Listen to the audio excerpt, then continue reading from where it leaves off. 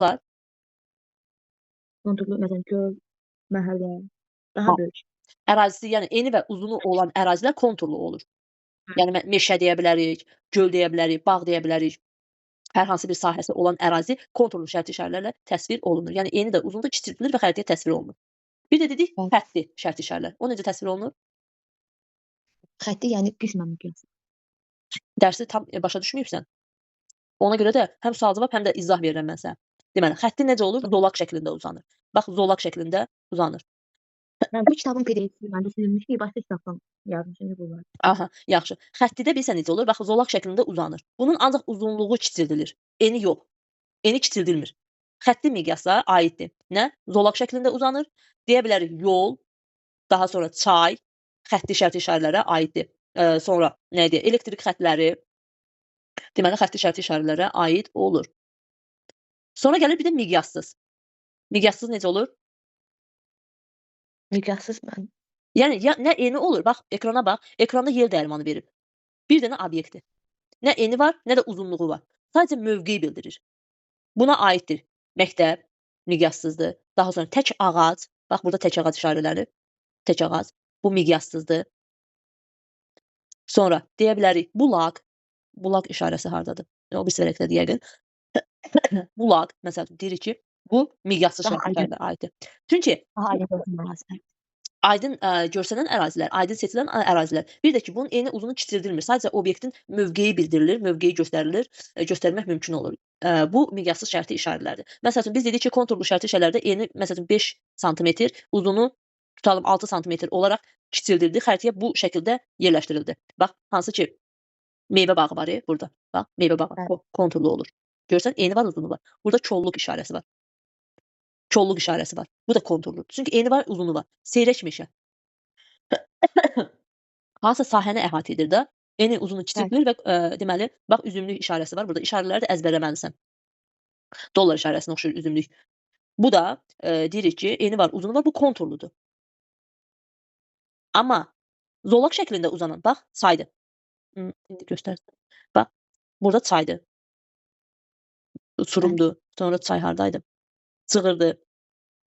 Sonra göldür. Gölün sahəsi hesablanır. Gölün də sahəsi var da. Sahəsi olanlar sahəsi hesablanır. Amma zolaq şəklində uzanan xətti deyirik. Adından da görünür. Xətt kimi, zolaq kimi uzanır. Uzunluğu nə qədərdir? Tutalım. Kür çayının uzunluğu 1515.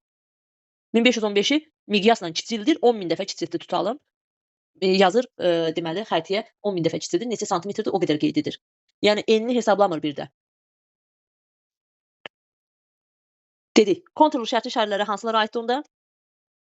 Konturlu şərti işarələrə aiddir. Göl, məsələn, məktəb. Məktəb bir obyektdir. Aha. Obyekt. Meşələr. Aysa, meyvə bağını deyə bilərik, seyrək meşəni deyə bilərik. Meyvə bağını deyə bilərik. Bir dəqiqə, meyvə bağıdır. Sonra gəlir kolluqdur, üzümlükdür. Burada bax çəmənlik də deyə bilərik. Seyrək meşəni deyə bilərik. Bu olur konturlu. Yəni eni uzunu var. Amma xətti şərti işarələrə aid olur nə? Məsələn, burada qurut yolu. Aha. Çay deyə bilərik. Tal körpü, uçurum. Körpü sahəsi yoxdur. Körpü nə qədər ola bilər ki? Körpü ola bilməz. Bu körpü miqyassızdır. Kiçik bir ərazini əhatə edir. Körpü, bax burada diqqət eləsən, yuxarıda diqqət eləsən, bax körpü, zavod, güllə bunlar miqyassız şərti işarələrdir. Amma bir uzunluğu olan bu olur, deməli nə? Uzunluğu olan xətti olur. Xətt formasında uzanır, zolaq formasında uzanır.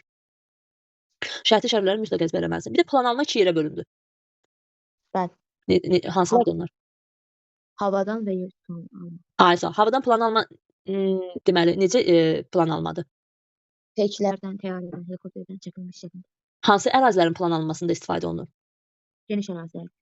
Geniş ərazilərin və əlçatmaz ərazilərin, məsəl üçün hündür dağların plana alınmasında, daha iqlimi sərt olan ərazilərdə hansı ki, oranın plana alınmasını aparmaq mümkün deyil, əllə, yerüstü, yəni getmək mümkündür. O kosmik peyklər vasitəsilə deyirik ki, plana alınır. Bir də yerüstü plan alma. Yerüstü plan almada 2 yerə bölündü.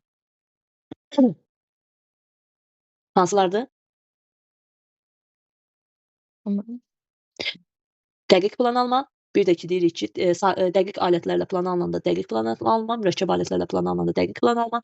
Bir də var, sadə alətlərlə plan alınanda deyirik ki, gözəyarlı plan alma adlanır. Gözəyarlı plan alma da 2 yerə bölündü. Mən bunun izahını ola bilər ki, verməmişəm sizə. Necə olur bu? Bəli. İzahını Mən vermişəm. oxumam. Vermişsin müəllim. Niyə oxumamısan bəs? Mən miqyasdan oxumaya başlamışam. Mən miqyasdan oxuyuram. Arxada qalıb axı bu dərslər bəs. Elm çünki əvvəldə qalmışam. Aha. Onda həm izah verək, həm də ki, miqyasda elə bir dərs yoxdur çünki. Miqyasda əsas miqyas neçə yerə bölündü, onu bilməliyik. Ədədi miqyas, izahlı miqyas, bir də ki, xətti miqyas. Vsyo. Bir də ki, həqiqi məsafə düsturunu, həqiqi sahə düsturunu bilməlisən. Həqiqi məsafə düsturu xəttdəki deməli, Məsafə. xəttdəki məsafə vurulsun nə? Miqyas. Bəli. Həqiqi sahə də deyəndə Həqiqi məsafə vurulsun xəttdəki məsafə. məsafə yox, sahə deyəndə sahə. Xəttdəki sahə. Sahə deyəndə sahəyə vururuq miqyasın kvadratına. Məsafə deyəndə məsafəni sadəcə miqyasa vururuq. Bəli. Aha. Gəlirik plan alma 2 cür oldu. Havadan plan alma, bir də ki, yerüstü plan alma. Havadan plan alma oldu. Deməli, təyyarə, helikopterlərlə və yaxud da ki, kosmik peyklərlə plan alınmadır. Daha geniş ərazilərin, daha əlçatmaz ərazilərin, daha iqlimi sərt olan ərazilərin plan alınmasında istifadə olunur havadan plan alma. Bir də deyirik ki, yerüstü plan alma var. Yerüstü plan alma da 2 yerə bölünür. Bir dəqiq plan alma. Bir dəqiq plan alma, bir də ki, deməli gözəyarı plan alma. Dəqiq plan alma daha mürəkkəb alətlərin. Teodolit Bussolun adını çəkirik dəqiq plan almada. Gözəyarı plan alma isə deyirik ki, daha sadə alətlərin plan alınmasında istifadə olunur. Gözəyarı plan alma özü də 2 yerə bölünür. Bir marşrut plan alması, bir də ki, deyirik ki, marşrut plan alması və bir də ki, qütb plan alması. Bu qütb plan alması da ekranda gördüyümüz bir nöqtədə durur, dayanır. Bir nöqtədə durur. Bax, burada qütb nöqtəsi seçir özünə və ətrafda gördüyü evi, bulağı, körpüyü, çayı, tutalım, fırlana-fırlana hər yeri bir nöqtədə plana alır.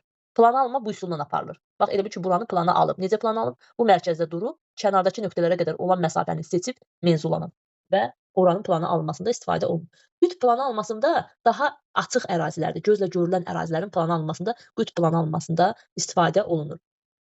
Dedik qütb plan alması necə olur? Bir nöqtə seçir özünə. Tutalım, orada dayanır. Daha açıq, aydın görünür. Hər tərəf. Aha, kənarlarda hər tərəfi plana almağa başlayır. Bu qütb plan alması. Qütb plan almasında daha aydın ərazilər, açıq ərazilərin plana alınmasında istifadə olunur. Bir də var, marşrut plan alması.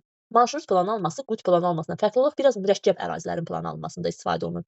Marşrutla bir nöqtədən digər nöqtəyə gedərək, əvvəlcə dayandığı, məsəl üçün, bu nöqtədə dayanıb, bu nöqtənin plan alınmasında istifadə olunur, sonra gəlir bu nöqtəyə, cənuba doğru.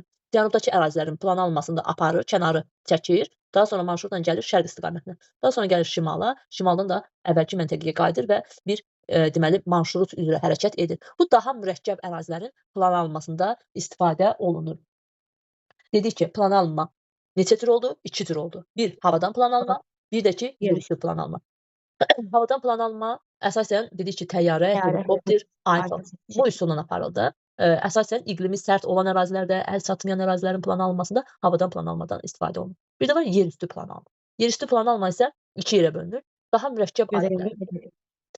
Gözəyarı plan alma bir də ki, dəqiq plan almaya bölündü. Gözəyarı plan alma sadə alətlərin, dəqiq plan alma mürəkkəb alətlərin deməli köməyi ilə plana alınır. Gözəyarı plan alma da 2 yerə bölündü. Hansılardır?